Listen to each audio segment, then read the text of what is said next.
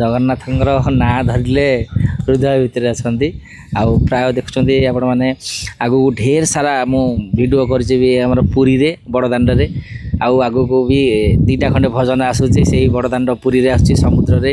ମୋତେ ଭାରି ଭଲ ଲାଗେ ପୁରୀରେ ସୁଟିଂ କରିବାକୁ ଜଗନ୍ନାଥଙ୍କର ଭଜନ।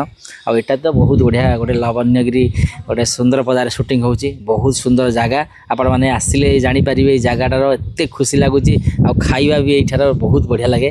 ଆସନ୍ତୁ ଆପଣମାନେ। ଆଉ ଭଜନଟା ଆମର ଯେଉଁଟା ରିଲିଜ୍ ହେବ ଆପଣମାନେ ଦେଖିବେ, ବହୁତ ସୁନ୍ଦର ଭଜନଟି ହେଇଛି। এটা ନିକଟ ଏଇ ଜଷ୍ଟ ହେଇଯିବ, ଅଳ୍ପ ଦିନ ଭିତରେ ହେଇଯିବ, କିନ୍ତୁ ଡେଟ୍ଟା ଫିକ୍ସ କରାଯାଇନି। ଓକେ ରହିଲି। ଭାଇ ମାନସ ଭାଇ କହିଲେ କେହି ତ ଚିହ୍ନି ପାରିବେ ନାହିଁ, କିନ୍ତୁ ନୟାଗଡ଼ଟା ମାନସ କହିଲେ ତାରା ଓଡ଼ିଶା ଜାଣିବ। ଏଇଟା ଗୋଟେ ବହୁତ ବଢ଼ିଆ ମାନେ ଭଜନ, ତା ବିନୁ ଅନ୍ୟ ଗତି ନାହିଁ। ଆଉ ଯେଉଁଟା ଫାଷ୍ଟ କହିଲେ ନୟାଗଡ଼ ଟୋକା ମାନସ, ମାନସ କହିଲେ ପ୍ରକୃତିରେ ହିଁ ଜାଣି ପାରୁନାହାନ୍ତି କି, କିନ୍ତୁ ନୟାଗଡ଼ ଟୋକା ମାନସ କହିଲେ ସମସ୍ତେ ଜାଣନ୍ତି। ଆଜି ବହୁତ ବଢ଼ିଆ ସିନ୍ ଯାଉନି ତ ପଛଆଡ଼େ ବ୍ୟାକଗ୍ରାଉଣ୍ଡ ଦେଖୁଛନ୍ତି ଆପଣ, ପୋଲିସ ସିନ୍, ପୋଲିସ ଗେଟଅପରେ ଆଜି ଥିଲା ବହୁତ ବଢ଼ିଆ ସିନ୍ଟା, ତା ବିନୁ ଅନ୍ୟ ଗତି ନାହିଁ। ଗୋଟେ ଭିଡ଼ିଓ ବନେଇବାରେ କେତେ ଦିନ ହେଲାଣି? ଏଇଟା କାଲି ଷ୍ଟାର୍ଟ ହେଇଛି, କାଲି ଆଉ ଅଳ୍ପ କିଛି ପ୍ୟାଚଅପ୍ ଥିଲା। ଆଉ ବହୁତ ବଢ଼ିଆ ଆଲୋକ ଡିରେକ୍ସନ୍ ଦେଉଛନ୍ତି, ଆଲୋକ ବହୁତ ଭଲ ଲାଗୁଛି ତାଙ୍କ ଡିରେକ୍ସନ୍।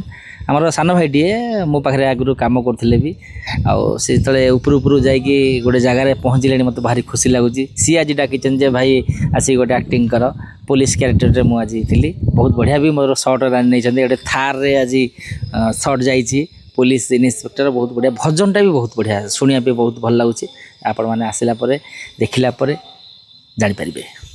ଆଉ ଆକ୍ଟର କେତେ ଜଣ ଅଛନ୍ତି? ଆଉ ଏଇ ଭଜନଟା କାହାକୁ ନେଇ? ହଁ ଏଇଟା ଗୋଟେ ମନ୍ଦିରକୁ ନେଇ ହେଇଛି। ଆମର ହିରୋ ଅଛନ୍ତି ଚନ୍ଦନ ଅଛନ୍ତି, ମୋର ସାନ ଭାଇଟିଏ। ଆଉ ବାପ ପୁଅ ଉପରେ ଅଛି। ତାଙ୍କ ବାପା ଗୋଟେ ମନ୍ଦିରରେ କାମ କରୁଛନ୍ତି, ସେବା କରୁଛନ୍ତି। ସେଥିରେ କିଛି ଚୋରି ଫୋରି କରିଛନ୍ତି, ଯେଉଁଟାକି ସେଇଟା ଗୋଟେ ଘଟଣାକୁ ନେଇକି ଚୋରି କରିଛନ୍ତି। ମାନେ ସେଇଟା ଚୋରି କରିବାର ନଥିଲା, କିନ୍ତୁ ତାଙ୍କ ପରିସ୍ଥିତି ସେଇଭଳିଆ ହେଇଛି। ଗୋଟେ ବହୁତ ବଢ଼ିଆ ଷ୍ଟୋରିଟା ହେଇଛି, ସେ ଷ୍ଟୋରିକି ନେଇକି କରାହେଇଛି। ଯେହେତୁ ଆମେ ତାକୁ ନେଇକି ବି ଥାନାକୁ ଯାଉଛୁ, ବଢ଼ିଆ ଷ୍ଟୋରିରେ ହେଇଛି। ଯେବେ ରିଲିଜ୍ ହେବ ନିହାତି ଆପଣମାନେ ଜାଣିପାରିବେ, ତା ବିନୁ ଅନ୍ୟ ଗତି ନାହିଁ ଭଜନ। କୋଉ ଚ୍ୟାନେଲରେ ରିଲିଜ୍ ହେଉଛି?